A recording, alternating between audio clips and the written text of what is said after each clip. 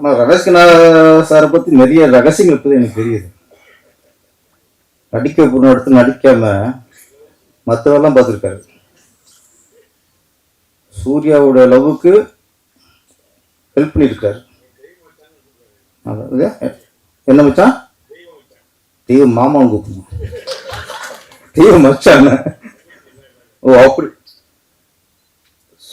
சூர்யா சாரோட காதலுக்கு பக்கவலமாக இருந்திருக்காரு.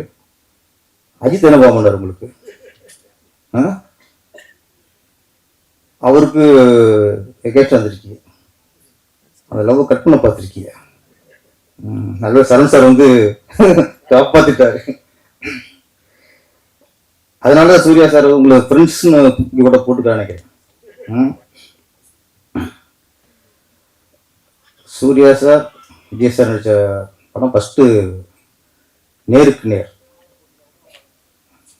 ஆனால் அதில் ஃபுல்லாக எதிர்முகமாக இருப்பாங்க. கடைசி வரைக்கும் ரெண்டு பேருக்கும் மோதல் தான், எளிமையாகவே இருப்பாங்க. ஃப்ரெண்ட்ஸில் அதில் ஒரு நண்பர்கள், இணைவரியா நண்பர்கள். ஃப்ரெண்ட்ஸ் வந்து நீங்கள் சொன்னீங்க ஸ்கூல் படிக்கும்போது பார்த்தேன்ட்டு. நான் காலேஜ் படிக்கும்போது பார்த்தேன்.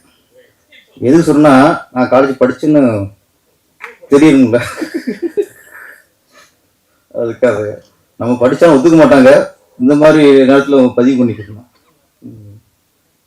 காலேஜ் ஒரு ஃபஸ்ட் இயர் தான், அப்போ விரட்டி விட்டாங்க.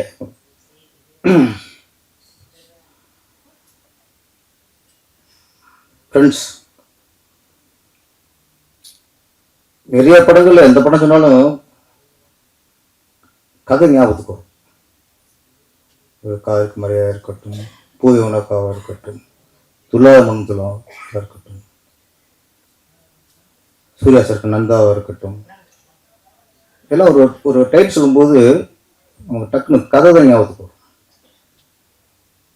ஃப்ரெண்ட்ஸ் படத்தில் தான் கதை ஞாபகத்துக்கு வராது, காமெடி தான் ஞாபகத்துக்கு வரும். அந்த அளவுக்கு முழுக்க முழுக்க காமெடி. என்னை பொறுத்த வரைக்கும் சித்திக் சார்லாம் மிகப்பெரிய இயக்குனர். நம்ம ஆக்ஷன் படம் எடுத்து ஈஸியாக எடுத்துடலாம், ஒரு லவ் ஸ்டோரி ஈஸியாக எடுத்துடலாம், முழுக்க முழுக்க சென்டிமெண்ட் எடுத்து மக்கள்லாம் அளவு வச்சிடலாம். அதெல்லாம் ஒரு டேரக்டர் ஈஸியாக பண்ணிடலாம். இந்த காமெடி எடுக்கிறதுக்குள்ள அது ரொம்ப கஷ்டம் சார். ஏன்னா அதில் ரொம்ப டைமிங் முக்கியம். காமெடி மட்டும் ஒன்று சொல்லிட்டு அடுத்த டைலாக் கொஞ்சம் லேக்கனாலும் காமெடி போகும். ஆனால் சில சீன் வேற, ஒரு லவ் சீனோ சென்டிமெண்ட் சீனோ, இந்த மாதிரி சீன்ல யாராவது லேக் விட்டா கூட அதில் எடிட் கட் பண்ணிடுவார். அந்த லேக் தூக்கிடுவாங்க. காமெடி பண்ண முடியாது. நீங்கள் 5-6 ஆர்டிஸ்ட் ஒன்றா பண்ணும்போது அதில் என்ன இருக்கோ அப்படித்தான். அதையும் கட் பண்ணால் அதுவும் உள்ளதும் கெட்டு போகும். ஃப்ரெண்ட்ஸ் படத்தில் எல்லா கம்பெனி டைமிங் ஒரு 5-6 ஆர்டிஸ்ட் இருப்பாங்க. இதில் இடம் ராதாரவி சார் வேற. முதல்ல ராதாரவி மிகப்பெரிய வில்லனை இது வில்லன் நடிச்சுப்பாரு. அவர் அளவுக்கு போது உங்களுக்கு சிரிப்பு தான் வரும். ஆமாம், அவரை அதில் காமெடி ஆகிட்டாங்க. ஒரு பெரிய செட்டப். அதாவது டைமிங் அப்படி இருக்கு. டைமிங் வந்து அப்படி இருக்காங்க. சொன்ன மாதிரி இதில் ஹீரோ, இது வந்து சின்ன யார் ஹீரோன்னு தெரியாது. விஜய் சார் ஹீரோவா, சூர்யா சார் ஹீரோவா, ரமேஷ் கண்ணா ஹீரோவா, வடிவேலு ஹீரோவா, ஏன்னா ஒவ்வொரு இடத்துக்கும் ஒவ்வொருத்தர் ஸ்கூப் பண்ணிட்டே இருப்பாங்க. இதில் வந்து அதான் இந்த மலையாள இயக்குனரில் ஒரு விஷயம் ரமேஷ் கண்ணா சார் உண்மை, அவங்க ரொம்ப தெளிவாக இருப்பாங்க சார். அவங்க ஸ்கிரிப்டுக்கு அந்த அந்த சீனில் யார் என்ன பேசணும், அந்த சீனை ஃபுல்லாக ஹீரோ பேசாமல் இருக்கணுமா, பேசாமல் வச்சுருவாங்க. ஹீரோ என்ன கேட்டாங்க உட்காந்துருவாங்க. அந்த ஸ்கிரிப்டுக்கு என்ன கேட்குதோ அதை எடுத்து கொடுக்குறது தான் மலையாள இயக்குனரோட டேஸ்ட். நான் ஒர்க் பண்ணியிருக்கேன். நிறம்ட்டு இங்கே பிரியாத வர வேண்டும் படம் ஃபஸ்ட்டு மலையாளத்தில் வந்துச்சு. நிறம்ட்டு பெரிய ஹிட்டு.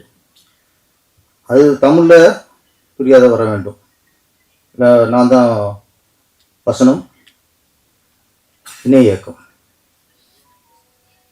நம்ம இங்கே ஒர்க் பண்ணும்போதெல்லாம் நான் ராமநாஸ்டர் ஒர்க் பண்ணியிருக்கேன், என்கே வசனா சார் ஒர்க் பண்ணியிருக்கேன், தரணி சார் ஒர்க் பண்ணியிருக்கேன், வல்லரசு பண்ண மகாராஜன் சார் ஒர்க் பண்ணியிருக்கேன். இது எல்லாமே நம்ம அசிஸ்டன்ட் வேலையை தவிர அதையும் பார்த்துட்டு அந்த டைலாக் கொடுக்க சொல்கிறது, இந்த சீன் இப்படி வைக்கலாம்னு சொல்கிறது, இதெல்லாம் சொல்லிட்டே இருப்போம். இந்த பழக்கத்தோசில் அங்கே சொல்லுவோம்ல, ரியாக்ஷனே இருக்காது. அவங்க என்ன ஸ்கிரிப்டில் இருக்கோ அதை அவங்க எடுப்பாங்க. இன்னொன்று, அவங்க மலையாளத்தில் எடுத்துட்டு தமிழ் எடுக்கும்போது ப்ராப்பர்ட்டி வேறு.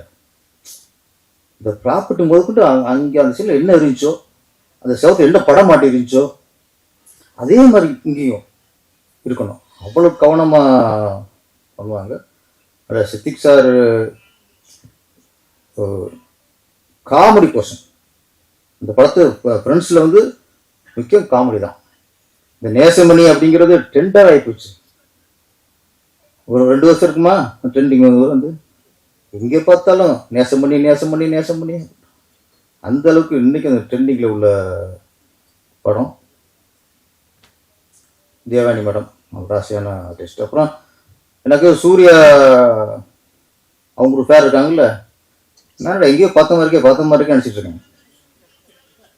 அப்புறம் தான் தெரிஞ்சு கொஞ்சம் ஷாக்காச்சு, அவங்களா அவங்க விஜயலட்சுமி மேடம். ஆமாம், எனக்கு டக்குன்னு அவங்களும் சினிமா வர அண்ணன் அவர் ஒரு ஞாபகத்துக்கு வர்றாரு. சரி, ஓகே. சில பார்க்கும்போது லேட்டாக தான் கொஞ்சம் பொறி தட்டுச்சு எனக்கு. நீங்கள் அவங்களே கூப்பிட்டு வந்துருக்கலாம். எங்கே நீங்கள் எங்களை கூப்பிட்டு வந்து என்ன பண்ண போறீங்க நீங்கள்? நாங்கள் எப்போவும் இங்கே வந்து ஏதாவது பேசிட்டு போகிறோம்.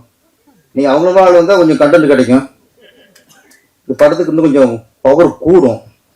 தேவானி மேடத்தை விட விஜயலட்சுமி மேடம் வந்தாலும் இன்னும் கொஞ்சம் படத்துக்கு பப்ளிசிட்டி நல்லா இருக்குன்னு சொல்கிறேன். வேற ஒன்றும் இல்லை. இங்கே நீங்களே ஓடி போயிருப்பாரு. இப்போதான் யோசிப்பாரு, பேங்க்ல போய் ஒரு வாரம் இருந்து கூட்டு வந்துருக்கலாமே. நெருங்க பயப்பாரு, வேற ஒன்றும் இல்லை.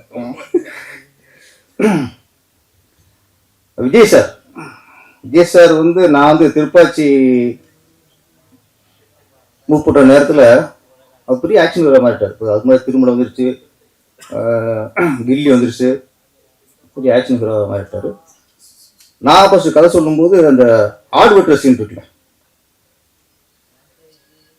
மாலையை போட்டு தண்ணியில் ஊற்றுவாங்கல்ல, அந்த சீனை பற்றி நான் ஃபஸ்ட்டு கதை சொல்லும்போது அந்த அவர் கட்டி வச்சு மாலையை போட்டு தண்ணி ஊற்றுறது விஜய் சார் இல்லை, பெஞ்சமின் தான். நான் காமெடியன். அவரை கட்டி வச்சு மாலையை போட்டு தண்ணியை ஊற்றி என்னெல்லாம் பண்ணலாம் ஃபஸ்ட்டு சொல்லி கதை ஓகே ஆயிடுச்சு. அப்போ திருப்பி ஃபுல்லாக ரெடி பண்ணிட்டு செகண்ட் டைம் ஷூட்டிங் போக முன்னாடி திருப்பி ஒரு கதை சொல்லிடுவோம் அப்படின்னு திரும்ப கதை சொல்கிறேன். அப்பவும் இந்த பஞ்சம் முன்ன வச்சு சொல்லிட்டேன். அதை ஃபுல்லாக கேட்டார், ஓகே அப்படிட்டாரு. நீங்கள் சொன்ன மாதிரியே எடுத்துட்டிங்கன்னா படம் ஹிட் அப்படின்னார். ஒரு இக்கு வைப்பாங்கல்ல, கதை நல்லா இருக்குன்னு சொல்ல, கதை நல்லா இருக்கு, நீங்கள் சொன்ன மாதிரி எடுத்துட்டா ஹிட்டு. அப்புறம் ஒரு சின்ன ஒரு தயக்கத்தோடு கேட்டார், சின்ன செக்ஷன் என்ன சார் அப்படின்னா, அந்த ஆடு வெட்டுற சீனில்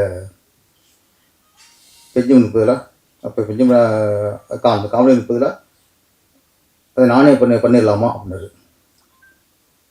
எனக்கு ஃபஸ்ட்டு ஒரு இது இருந்துச்சு, பெரிய ஆக்ஷன் ஹீரோ காமெடி ஒன்பது மக்கள் ரசிப்பாங்க. சரி, இவர் பெரிய இப்போ ஆக்ஷன் ஹீரோவாக இருக்காரு, மாசாக இருக்காரு, இப்போ போய் கடுத்த மாலையை போட்டு தண்ணியை ஊற்றி 6 ரூபா விட்டுருது, அவர் ஒத்துக்குவாரா ஃபஸ்ட்டு அப்படின்னு தயக்கத்தில் பண்ணியிருந்தேன். இவர் கேட்டவங்க எனக்கு ஹாப்பியாக போச்சு. ஓகே சார், இங்கே நல்லா இருக்கும் சார் அப்படின்ட்டு திருப்பி அது மட்டும்தான். அப்புறம் பெஞ்சமினை பின்னாடி வச்சுட்டு இவரை கட்டி வச்சு மஞ்சத்தெல்லாம் ஊற்றணும். ஆத்தா சம்மதம் சொல்லுதாத்தா அப்படின்னு.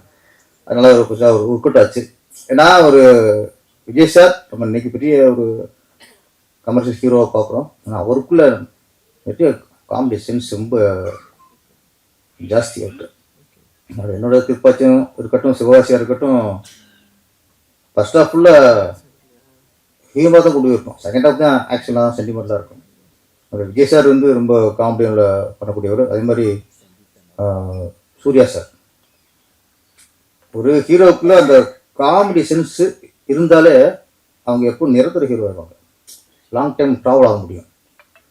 சும்மா முறைச்சிக்கிட்டு சும்மா அடிச்சுக்கிட்டு லவ் பண்ணிட்டு மட்டும் இருந்தால் அது ஒரு சீசன் அப்படியே முடிச்சுக்குவோம். சூர்யா சார் எங்கன்னா பிதாமகன் கலைக்கிருப்பார். அந்த சுறுசுறுப்பு, அந்த அந்த டைலாக் டெலிவரி, அந்த சாண்ட சிவனோட அந்த டான்ஸு, அப்போ சூர்யா சாருக்கு இவ்வளோ ஒரு ஹியூமர் இருக்கா, நகைச்சுவா பண்ண முடியுமாங்கிற இது பிதாமகனில் நிரூபிச்சிட்டார். முன்னாடி ரஜினி சார் அப்துல்லா, காலி, ஜானி விரைச்சிட்டே இருப்பாரு. அது தில்லு முன்னூறு படம் பாத்தீங்க சார், அதுல ஃபர்ஸ்ட் நகைச்சுவா பண்ணாரு.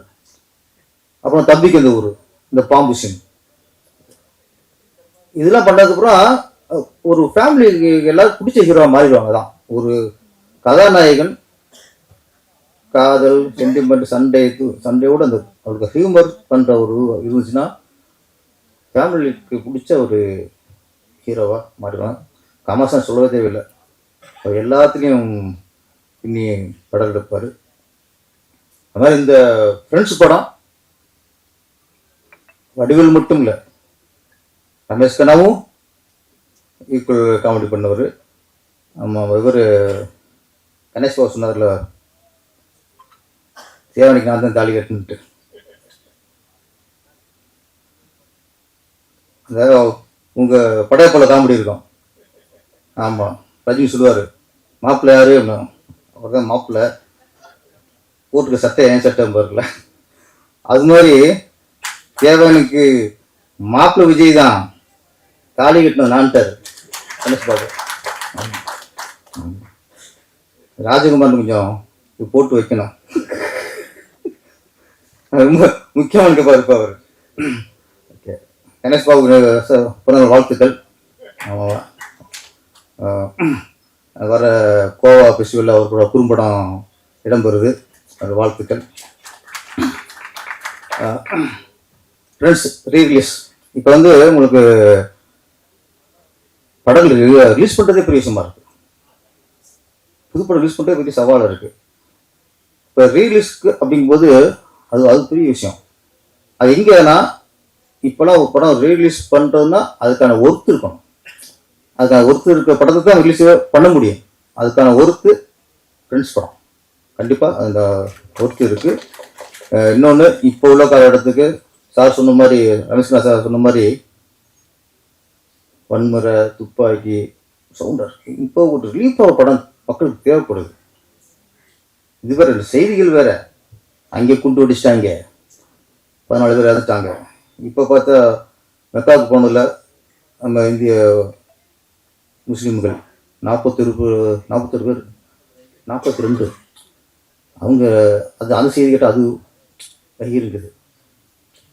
இந்த மாதிரி நம்மளுக்கு இந்த செய்திகள் இது கேட்டு ஒரு இருக்கும்போது சில படங்கள் தான் நம்மளுக்கு தேட்டருக்குன்னா ரிலீஃப் ஆகணும். அதுக்கு அப்படி ரிலீஃப் தர படம் தான் இந்த ஃப்ரெண்ட்ஸு.